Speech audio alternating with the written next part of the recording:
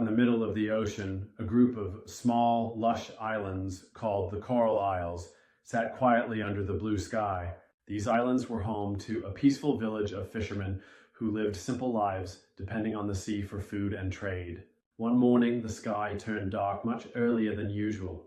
Thick gray clouds rolled in from the horizon, and the wind began to howl like a wild animal. The village elder, Tala, stood on the shore and watched the sky with concern. "It's coming," she said, "a great storm." By noon, the rain began. It wasn't just a light drizzle. It poured down in heavy sheets, turning the sandy paths into rivers and the fields into swamps. Thunder cracked like a drum and lightning danced above the palm trees. The villagers rushed to secure their homes, tying down boats and gathering food. The sea, usually calm and inviting, grew angry. Waves crashed against the shores, stealing sand and pulling at the roots of the coconut trees. Boats swayed wildly in the harbor, and fishermen prayed that their anchors would hold. The storm lasted for 2 full days. The rain never stopped, and the wind never rested. But the villagers were strong and united.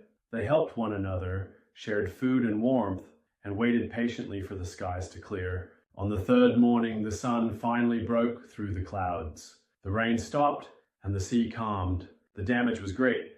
Trees had fallen, and some houses were flooded, but no lives were lost. Together, the villagers began to rebuild, thankful for the strength of their community. And from that day on, they called the storm the Great Rain, remembering how even in the darkest moments, unity could bring light. As the sun rose higher on that 3rd morning, golden light touched every corner of the Coral Isles. The village sparkled with drops of rain, still clinging to the leaves, and the air was fresh with the scent of wet earth and salt. Children ran barefoot through the puddles, laughing despite the mess. Some of the elders began to repair the roofs with palm leaves, while the younger adults cleared branches and gathered what had survived the storm. Even the animals, goats, chickens, and birds slowly came out from their hiding places. Tala, the village elder, called everyone to the meeting hut.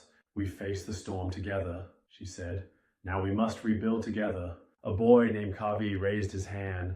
"Can we make the village even stronger?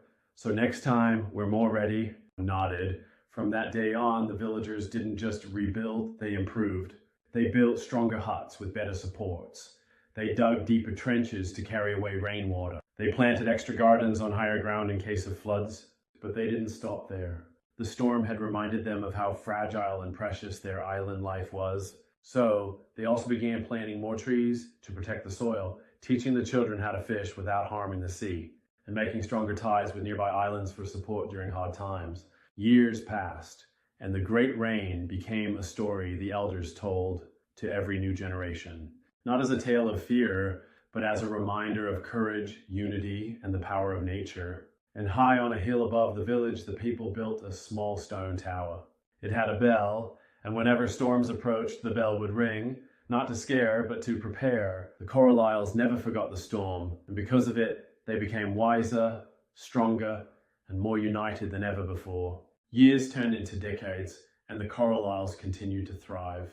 The memory of the Great Rain remained a part of the village's spirit, passed down through songs, carvings, and the bell that still rang during every storm. One day, a group of travelers arrived on a sailboat, guided by stars and stories they had heard from other islands. They came seeking knowledge, curious about how the Coral Islanders had built such a strong and resilient community in the middle of the sea. The villagers welcomed them warmly, offering fresh coconuts and grilled fish.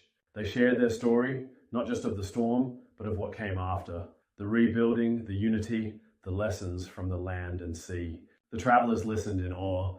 One of them, a young woman named Mira, asked, "How did you stay so hopeful during the storm?" Tala, now very old but still wise, smiled gently and answered, "Because we were never alone. When the rain falls, it falls on all of us, but so does the sunlight afterward." Inspired, the travelers promised to share the story across other islands, spreading the message of courage and community. And so the legend of the Great Rain traveled far beyond the Coral Isles, reminding people everywhere that storms may come, but with unity, hope, and care for each other, any storm can be weathered. And on the Coral Isles, as always, the waves whispered and the wind sang, carrying the spirit of the islanders across the endless blue sea.